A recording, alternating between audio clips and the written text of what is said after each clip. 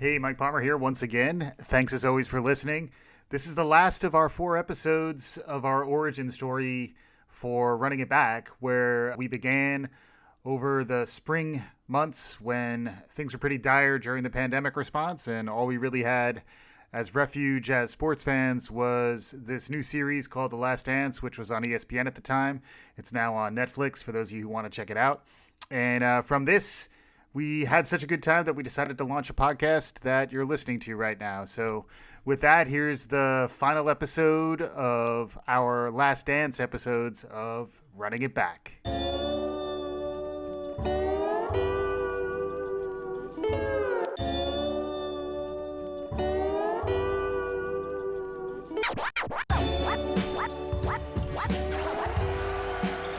Welcome back to Running It Back, the Lessons Learned podcast featuring The Last Dance docuseries from ESPN. I'm Mike Palmer, joined as always by Tarlin Ray. Tarlin, how you doing today? Oh, yeah. From North Carolina, Michael Jordan! Yeah, man. I'm super excited because Spotify has The Last Dance list out. So I have been listening to the music for the last 2 days. If you haven't gotten, you need to jump on that immediately. I'm on that now, yeah. How am I doing? Excited to be back with you. Yeah. And still have chills from watching episodes 9 and 10. Yeah, because it brought it all home, right? I mean, we knew it was coming. There was very few spoilers to be had, but some news was made, right? There was some maybe news, maybe fake news to talk about around the flu game. I definitely want to make sure we spend a little bit of time on that. I definitely want to talk about Dennis Rodman missing practice because he had to wrestle. I thought that's definitely something to talk about. The Utah Jazz make their illustrious appearance twice, back-to-back, also Rans, the Buffalo Bills treatment in the NBA in the 1990s. But it's kind of all about Michael, really, right? It's all about Michael. Although Steve Kerr, again, you can't shake him, Tarlin. He can't say Kerr. You gotta give Miller his love. Yes. Probably one of my favorite athletes of all time as a UCLA Bruin fan growing up. Pre 3-point line, Miller would cross half court and just jack it up. Yeah. Especially as a guy, I was a $145 wet graduating on a senior year of high school. Yeah. I totally respect a guy who could barely lift the bar. So I love the Miller moments. And I know you don't as a Knicks fan, but no, but I mean, he was the guy we always wanted to get as a Knick because like he would have been amazing because he played some of his best games at the Garden, and he wouldn't like if we ever got him because like as fans, we had to respect what he did because that guy we got him a few times, but he decapitated us. He belonged in New York. He was built for New York. You would have traded Allen Houston and all these other guys. Like, you have all those guys. We'll just take Reggie. They belong in Indiana, like. But Reggie Your belongs games in are the too quiet. Garden. Yeah. So yeah, and it's also by now we've seen 10 hours of programming. You can start. You can break down the last couple episodes, but you can also start to put the entire oeuvre into context, right? Oeuvre. There's a lot of vowels. I play a lot of words with friends, Tarlin. I've gotten good. I know how to put letters together. It's from the French. But yeah, man, where do you want to start? I mean, we could go anywhere. Now you can go anywhere out of any of the episodes that we covered. We have to cover 9 and 10 because we haven't talked about them yet. And then episodes 9 and 10 covers his return. Then you get into the 96, 97 season, 97, 98 seasons, The Last Dance. Where do you want to go? What captured your fancy? Let's start with Reggie. Yeah, let's do it. Part of the reason is you love the stories where there are guys, whether it's Brian, I always want to call him Byron, but it's Brian Russell, just because of the spelling. Yeah. Guys that talk to Jordan and rue the day that they ever talked to Jordan. Right. And Reggie, as a rookie, mouthing off to Jordan and then getting torched. And from that day on, only calling him Black Cat, Black Jesus, or Jordan. Yeah. But for him to say, and there are very few guys playing at that time, they say, I just was not afraid of that guy at all. Mm-hmm. It says a lot. Now, Yeah. they legitimately believed. Yes. When it came down to final bounce, that team, the Davis brothers and Smiths, the Flying Dutchman. Flying Dutchman. Well, they didn't fly. It was like they didn't really fly. It was just sort of like pterodactyl, like. He's a big pterodactyl. He's like a pterodactyl crossed with like a brontosaurus. I appreciate, out of any of the guys that had a chance, Reggie, it just showed his determination and showed that I think he had the utmost respect from Michael. Yeah. If you saw him dap up, they gave each other some love in between games. That Michael appreciated guys like that were warriors. So I just forgot how close that series was. Yeah, Mark Jackson, one of the all-time leaders in assists. Jalen Rose, who was still pissed that he got taken out in the last 6 minutes of that game 7. Yeah. Bird apologized to him later, saying I probably made a wrong decision. Not to mention Bird is the coach. Bird is the coach. I mean, it's everything. And so sort of a letdown to get, letdown to go to Utah, but you appreciate a champion having to fight through moments like that to get to the end. Yeah. And for Jordan at the end to say they thought Indiana was the toughest team they faced outside of Detroit says a lot. So I just appreciate that as a fan. Yeah. And I think, lessons learned, it takes a killer mentality to compete with Jordan. Reggie had it.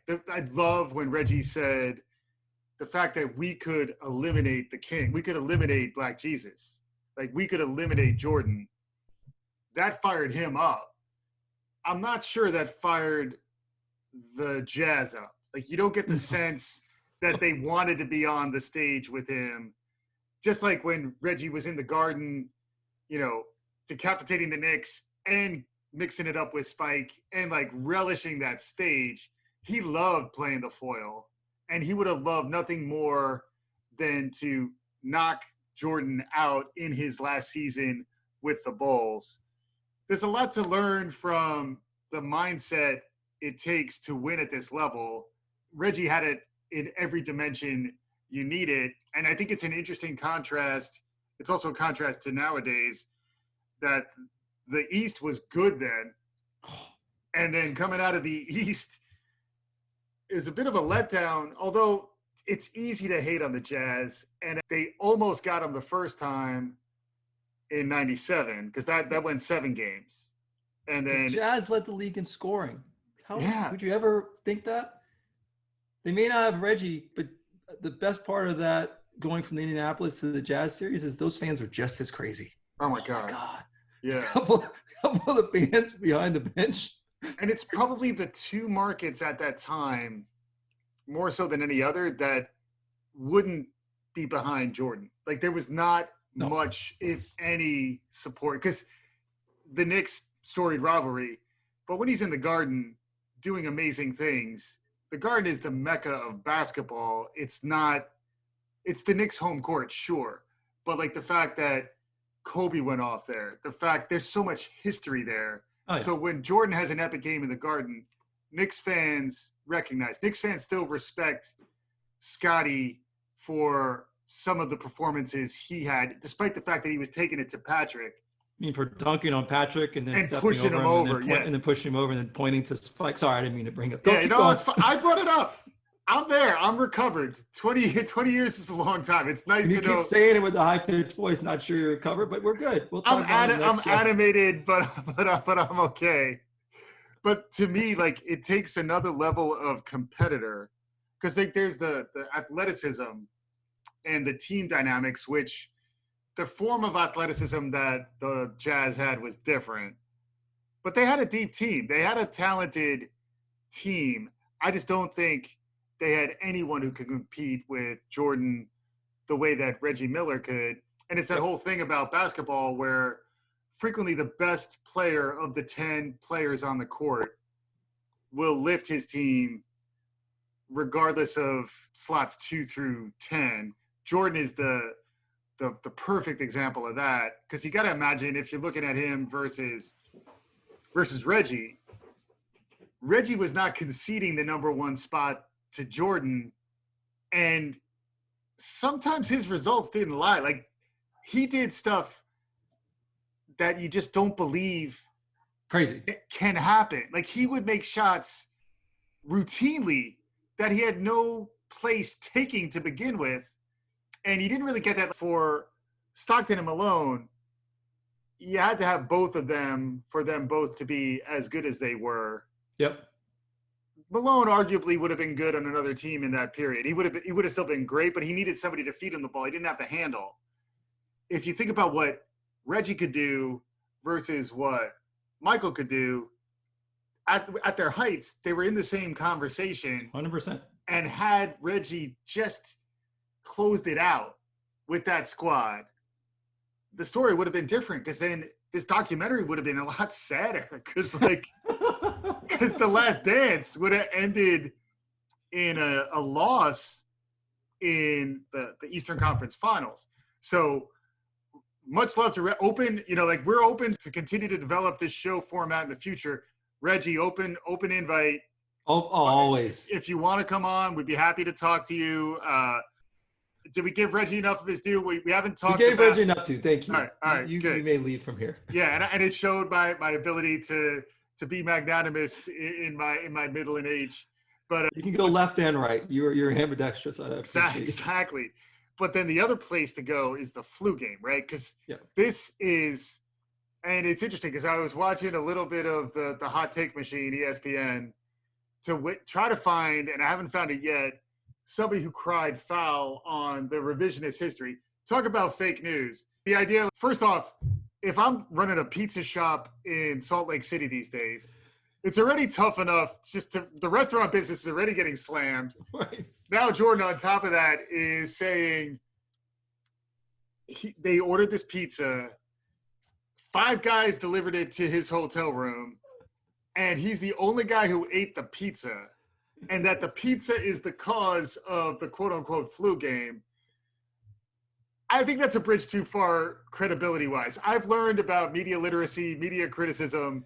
I want some fair and balanced reporting of what exactly – because, like, I was watching Jay Williams on ESPN is saying, well, it's good, like Greeny, they're all saying it's good that we know what the real truth now, that he was sick from pizza. No, that's his story. Not his, it was corroborated. He had his corroborated by his entourage corroborated. Tim, an entourage. Those were his trainer and his friend. And his personal assistant, his trainer, and his security contingent all corroborated his story. Although that same contingent could have been doing other things that would result in nausea, flu-like symptoms, and the need to drink a ton of Gatorade. I totally just bought it. I was like, now I understand. I get it now. That game was amazing. The flu game. Unbelievable. Game 5, right? This is game 5 in 97? Game 5, 97. Game 5, 97. Regardless of what happens, how he got sick, he was sick. You can't fake that on the court. Sure. But to will himself, and a lot of people have been sick, to will himself and to that height is pretty unbelievable. And remember Jordan years before with Pippen with the migraine game. Yeah. It's probably hard for him because he literally his body wasn't functioning for him to have any empathy for someone who says I can't go. Right. Pippen does redeem himself later. No migraine game. He has his version of a flu game where his back goes out in the final game against Utah, and he wills his way one-legged to support the team. But yeah. Although I do think this is where the NBA started to flirt with professional wrestling. This is where no, that was when Paul Pierce went out on a wheelchair. You went exactly where I was going, because I feel like the flu game started us on the road towards, it's like the injury flop. Like, you got to have some kind of it's like Willis Reed going way back. Nick, the captain. Yeah. Him coming out symbolically, because you got to play hurt. And like Jordan, even going back to when he's rehabbing his broken foot, is showing that there are times when you got to show your mettle and you got to step up and play through it. And as someone who's, as a professional, I've worked with a hangover. And unlike Jordan, the game wasn't. I played hurt, a little dehydrated. It wasn't late at night, but a 9 a.m. meeting and maybe I had an extra cocktail the night before. A little blurry-eyed. That's what Gatorade is for to begin with. By the way, this episode is sponsored by Gatorade. Brings you back after overindulging on pizza, on a cocktail, on whatever. Maybe just fatty. You're feeling bloated the next day. I know you take care of yourself. But yeah, I do think there's lessons to be learned. Like the great ones don't make excuses. And I did think it was interesting, the revisionist history around the flu game, which I'm sticking to. Come at me, Mike. You got a chip on your shoulder. If you want to make your podcast game go next level, I'm saying I think it might have been more than just pizza that knocked you out the day. There, I said it. I'm sticking by it. I'll let you drop the mic on that. But to his credit, as the consummate performer and competitor that he is, he didn't allow that to be an excuse. But it was also in the NBA on NBC. It was Marv Albert. You got to create the narrative. You got to create these heroes who are doing amazing things. And to his credit, he delivered. That's in 97, Game 5. They go on to win they won in 6 both times. Yeah. They won in 6 both times. So the only time they really went to 7 games was Indiana in the Indiana conference final. Yeah. But so anyway, flu game. I had to get my hot take out. I've had my version of flu game podcast too. I will say I have powered through many a podcast. Nobody needs to know how I'm feeling, Tarlin. Then let us know which ones they are. We're going to go back and listen to. We'll let you know how you performed. But then the Brian Russell. Okay, the other, and I'm going to play you could be the Jordan apologist. I'll toss a little haterade into the mix. But that was a brilliant push off on Brian Russell, right? I mean, like the artistry of that. As someone, again, Midland basketball player, but I played for a long time and I got crafty. The little hand checks here and there, the little, I may have edged my elbow into that guy to box out a little bit better. Jordan showing like a 30-something dude YMCA move with the little push, but it was that to the next level. What do you mean? Right? So you got to listen. You're not listening closely. Remember, Jordan taught us earlier on that Brian likes to play on his toes. Yes. So we made sure that was edited Established. Right. Yes. So that's established. Yes. So that meant when he was going to his right, and remember last time he went to his right to score over Brian Russell and Carr. Right. So Brian was already leaning that direction. Yeah. Look really closely, and I stopped the film multiple times. Yeah. Never extends his arm. So Brian is off balance. Yeah. And that's why it looked like he was shot. It's a gentle nudge. It was, hey, you're going that way here. It's like Richard Thaler. It was like behavioral economics. It's like, let's allow him to go where he really wants to go and then step back pure. And then the interesting thing about Jordan, though, too, is his intimidation at home. And they chose not to show the missed shot. But at home in Utah, Game 6, to go to Game 7, they had some time left on the clock. There was an alternative narrative where if Reggie Miller was on the Jazz, we would have seen his shot rim out. Like we would have seen something happen. I just think Utah never quite got together in terms of when we absolutely need to make a shot at the end of a game. How do we do that? Because I feel like you could defend against Malone. You can defend against Malone. And then Stockton's taking the last shot. Or he's giving it to Brian Russell. Or don't forget about Jeff Hornacek. The janitor. I used to call him the janitor. I don't know if other people did, but I definitely remember calling him the janitor because he looked like a janitor. But anyway, so that Utah gets their due. For Jazz fans, also come at us. We want to hear you. We want to understand from your perspective. Could you watch it? I know a lot of Knicks fans couldn't watch this series. I imagine if I was a diehard Utah Jazz fan, I might have had trouble watching this series because it ends with really the end of that franchise to a large extent. Sure. They haven't bounced back. And I do remember, looking back, you just forget how good John Stockton was. And Carmelo. John Stockton, 6'0". Yeah. Just enormous, long arms, enormous hands. Gonzaga. And used to dominate from Gonzaga. Yeah. Didn't know about Gonzaga until prior to that. But is he still the all-time assist leader, right? He is still the all-time assist leader. Probably Malone, probably won't get caught. He will not. Yeah. Malone is number 2 on the all-time scoring list. We have a lot of GOATs. I want to see. We'll save it for the end. We got to talk about the GOATs. Yeah. Because there were some GOATs that were in this. So what else? I mean, do we need to talk about Dennis wrestling?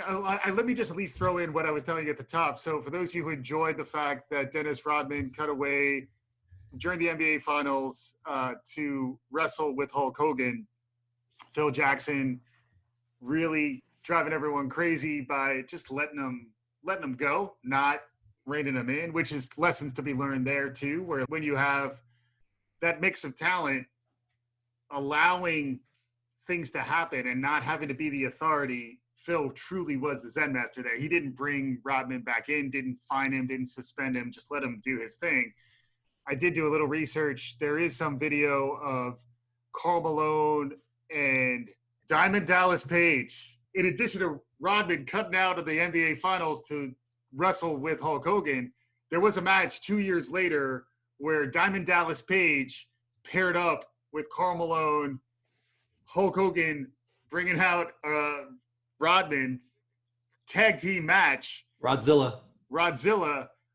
Karl Malone body slammed Hulk Hogan a couple times. So had he wrestled Jordan? Oh, no, not even a chance. I mean, Cause Karl Malone in the offseason wrestled Gators. I mean, I'm just making it up, but come on, that dude was a 250-pound brick house. Oh my God! So can't believe the touch on that guy. How strong he is. He's just amazing. Yeah, and I mean, he was interesting too, just because I feel like body-wise, there really has never been a guy like LeBron is kind of like him in some ways, but just in terms of skill, ball skills, they're completely different players, and it's part of how the game evolves. So the other things I wanted to get to is taking this era of basketball and dropping it into the present day. Some perspective on that. How funny you'd say that. Yeah. I've had a way to model that. Oh, okay. So let's make sure we do that, and let's make sure we handle the GOATs you were talking about, and then I also want to make sure we cover the conspicuous omissions. So there was a lot of choice around who was allowed into this documentary and who was conspicuously absent. So I want to make sure we spend a little bit of time. So that's our trifecta before we close off. What do you want to start with? We messed up. Let's start with bringing them to the present day. So thoughts about this era of basketball, let's say the 97-98 Bulls, fast forward into the 2016 onward NBA, like the era of Golden State, super team, the Heat, super team. I had these questions. Let's do it. So bring them. The only way I could think to model it was to play a video game. Yeah. Well, I played NBA 2K. Nice. I first played the 97-98 Bulls against the Jazz, blew them out against that Jazz team. Blew them out. Right. Pippen, Jordan went nuts. Kukoc was going nuts. Yeah. Then I picked the 2015-16 Cavs and Warriors. Yeah. Really struggled. Yeah. Lost both of those games. Oof. Warriors, way too many shooters. Right. When you look at the Bulls team, it comes down to a single offensive weapon that can get their own shot. Pippen doesn't get their own shot. Right. Kukoc not really. Curry got to get off screens. Yeah. So it was a struggle. You couldn't. Who you guarding? Right. And you get into these mismatches. Right. With Draymond and Clay. So that was a tough get. And then you think, all right, I can take the Cavs, 2015-16 Cavs. They had way too much rebounding. You got Tristan Thompson. Right. You got Braun all over the place. You got J.R. Smith. J.R. Smith hitting shots. Kyrie.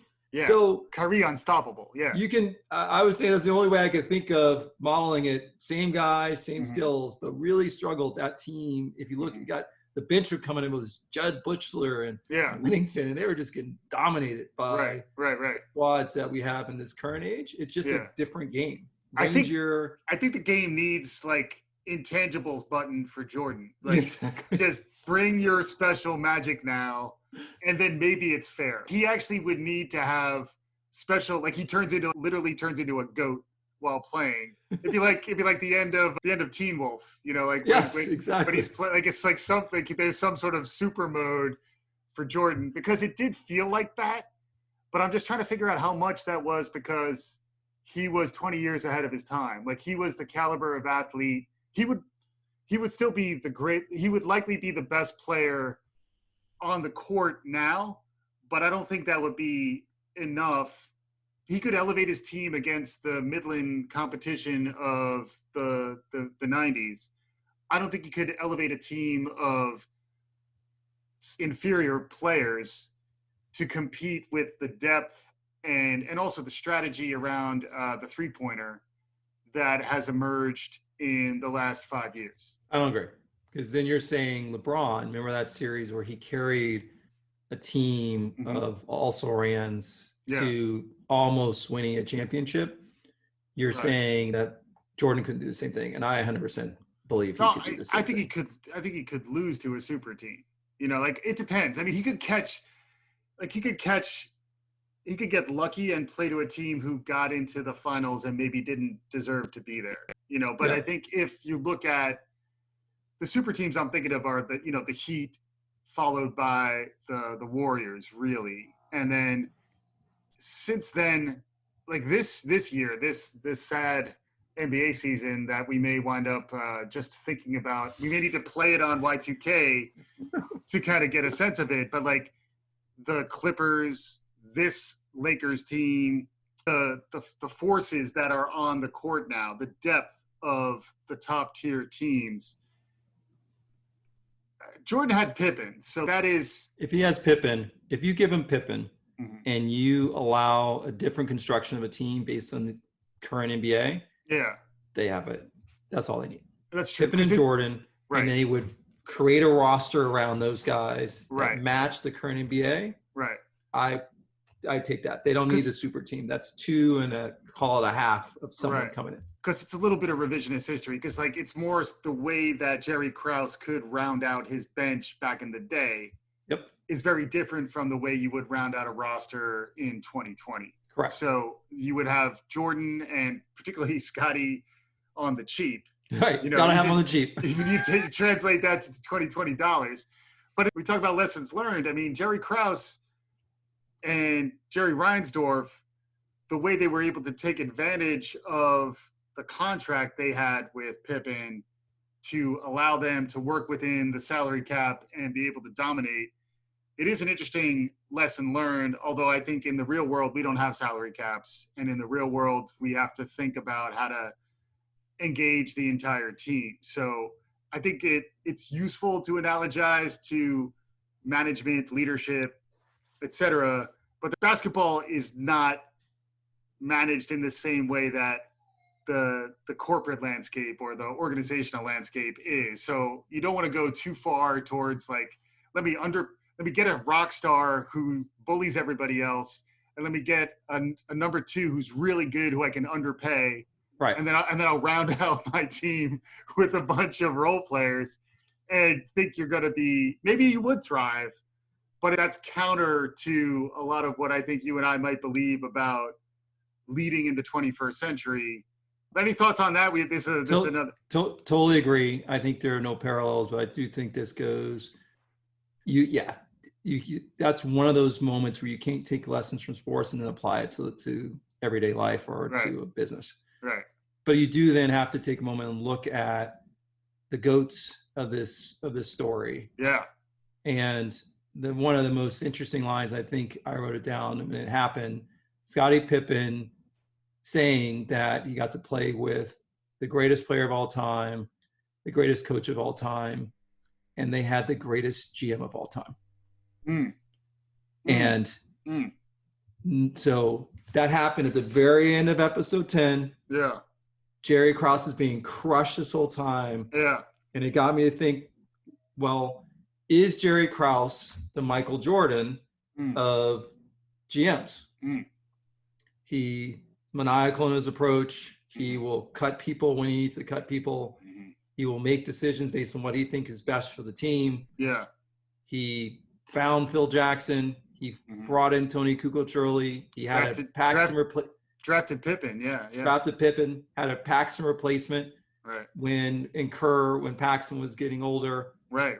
He brought in Rodman when he was at the end of what most people thought was at the end of his career. Right. That it had a coach that could potentially handle him.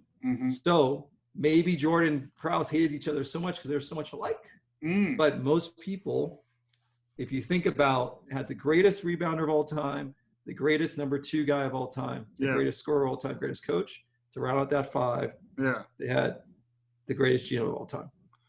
Yeah, it's an interesting take. It's a hot one because my mic is sizzling. It might be a similar argument in that, maybe the other GMs of that era were not constructing their teams the way they needed to either. Like how competitive was the landscape in that era is a good question.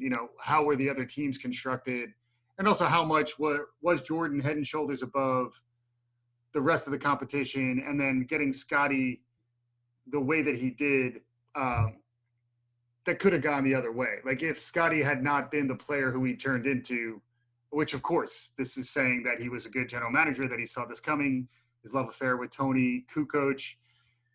There's an argument to be made. I'm not gonna fight you because I'm not sure who I would say. Celtics fans will have issues. Red Auerbach, 11 sure. championships, but you start to look at cycles. You got the Celtics and what they did for management. You have potentially the 49ers you have in the 80s. You talk about the Bulls of the 90s. You talk about the Belichicks. It's all in a way, it's like the same playbook, the same rules with like information asymmetry, and they're looking at the world in a different way. Yeah. What Belichick and the Patriots have been able to do. Yeah. And then potentially you could say the Bob Myers and the Warriors of this age. So I'm just saying it's hard when you look at sports. Yeah, of course, it's all about the athletes, 100%. Right. Jerry wanted more credit, but you got to look at that total picture. And that was a moment where you pause for Pippen, who hated him more than anyone, felt he got screwed more than anyone else. And this is the same guy who said he would quit on his team as he's being interviewed for this documentary to say that he thought he probably had the greatest GM. I was a lot. It was pure growth, maturity, and Pippen started to see it through his eyes that it would never have happened unless he made some of the moves that he made. Yeah, I agree. I mean, especially on the Scottie front, he's a fascinating figure. Yeah, he's complex. And he's actually a pundit now. Like, unlike Jordan, who is a recluse, and this was limited access to Jordan, you see Scottie on ESPN regularly, and he's willing to put himself out there. It's, I won't say he's a national treasure, but he could get there. You continue to see him develop. So we want to get a few more goats in. Conspicuous omissions. There were, Craig Hodges, notorious beef with Craig Hodges. It's as though he's erased from the permanent record. There were other player, Karl Malone, not interviewed. Like a lot of if they asked him, he refused to get interviewed. I'm sure he did. I'm not criticizing. I'm just observing that there are conspicuous omissions, and I'm wondering when there are going to be some spin-off unauthorized versions of this. Is there a Lifetime movie waiting to be produced where somebody gives an alternative take on Jordan? Because it wound up, what I found really interesting about it is that he was portrayed